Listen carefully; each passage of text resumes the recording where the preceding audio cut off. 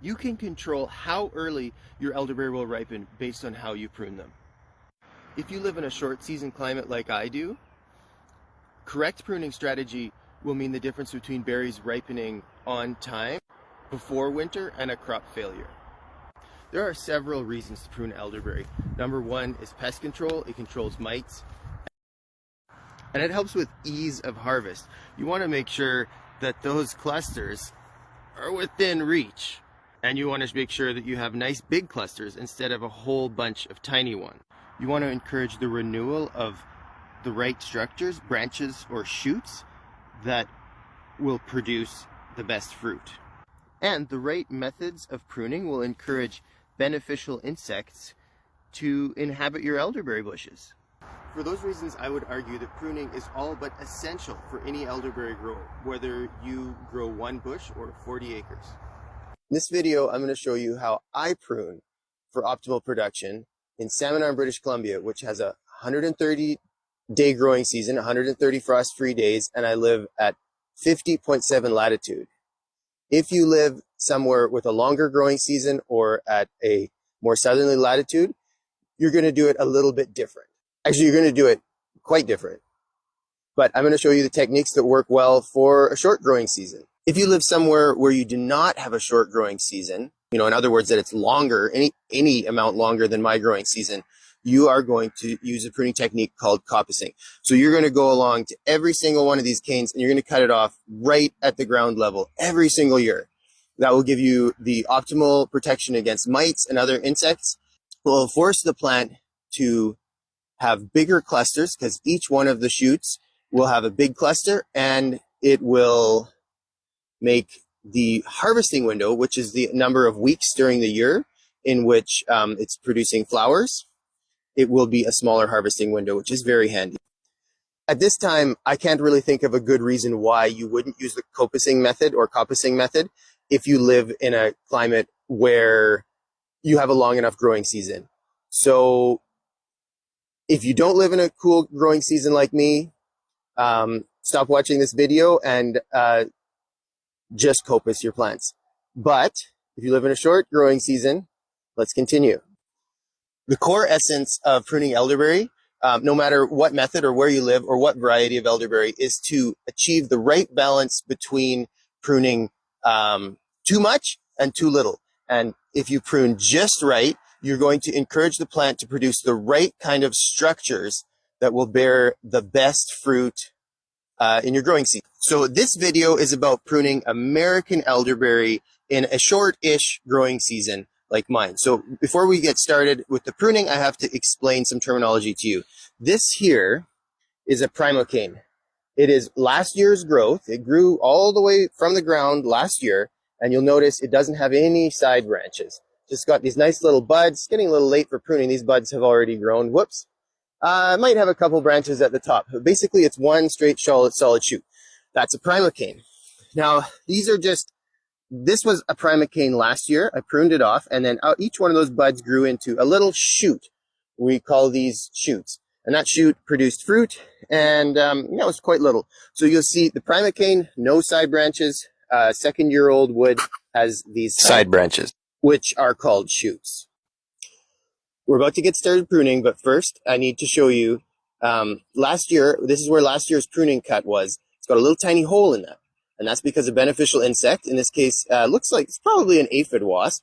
Pemphirodonidae is the family. And what I've done last year is when I pruned, this was the top bud, I left an extra 6 or 8 inches so that those beneficial insects, they could happily inhabit that. And before I prune, I go along and I cut these all off and I put them aside and make sure that they don't get mulched up by the mower. So I go through and I cut those off, I collect them, and put them in a basket over there.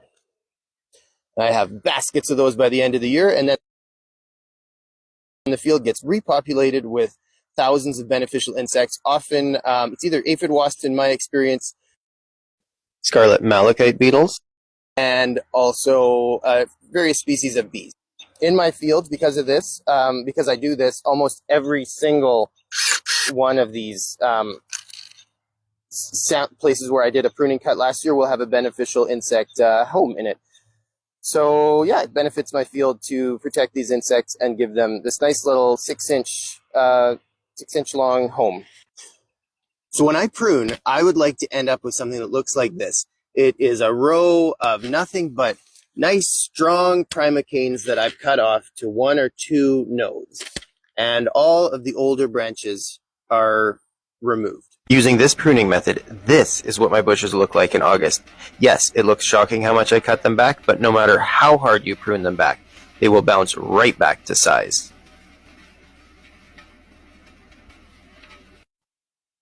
Okay, so here you can see one nice good primocane and this was a nice good primocane last year, and it grew 4 shoots. Now those 4 shoots, those are my best fruit producing branches. So by pruning it in this way, I encouraged the formation of lots of shoots like that. Now that's done. So this guy, we're going to completely get rid of it. And here it's a perfect example of a nice healthy primocane. We've got 1 node there, another node there, and then I could cut right above that node. I'm not gonna, because I want to give a nice habitat for insects. I'm going to cut as high as possible. You need to look for any canes that are too small. I say any cane that's less than 3/8 of an inch has got to be cut right at the ground. So here's a few of those. We're going to just quickly get rid of them, because you know what?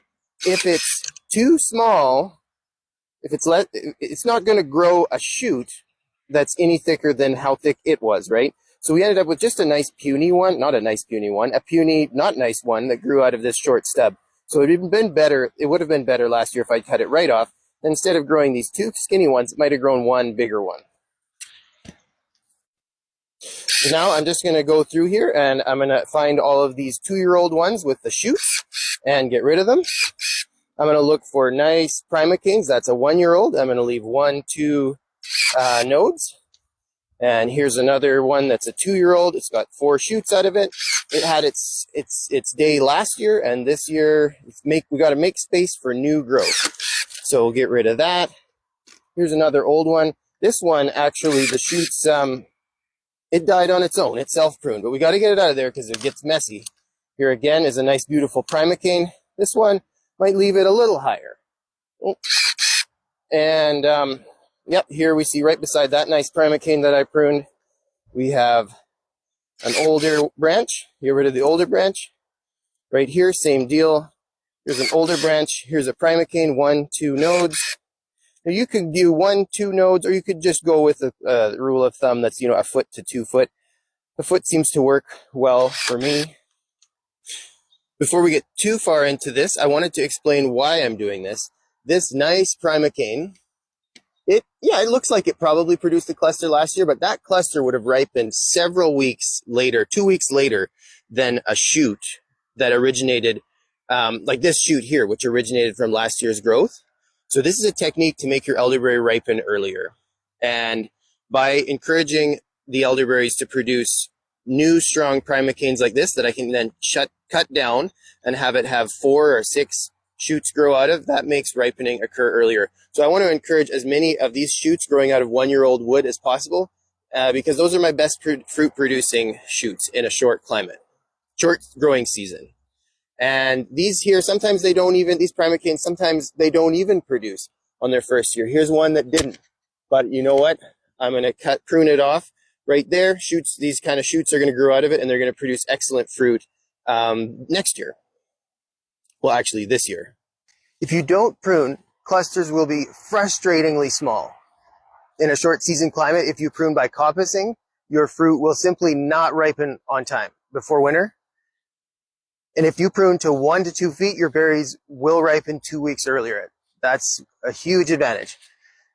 Canes older than 1 year simply aren't ideal, so cut them out. Leave just the primocanes if possible, and then shorten them down to 2 to 3 nodes. See here, we've shortened it to 2 nodes, and you got these beautiful shoots coming out of them. Here's a new primocane for next year. And those beautiful shoots, nice big flower clusters. Thinning is important. I find that in order to achieve the right balance, it's best to have about 5 canes with 4 buds on each for every 2 feet of row.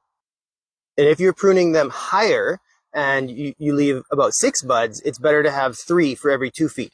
I find it's the total number of buds left that's what matters, not the number of canes. So Each bud will grow into one shoot, and I want about 18 to 20 buds for every 2 feet of row. That's enough to have a good crop, but also enough to encourage the plant to send up at least 5 new, strong, healthy primocanes, like that one that's being sent up right there. And that is how I do renewal pruning for American elderberry to optimize productivity in a short season climate. Check out my other videos, including how to prune elderberry for an extremely short season climate, and coming soon, how to prune European elderberry the European way.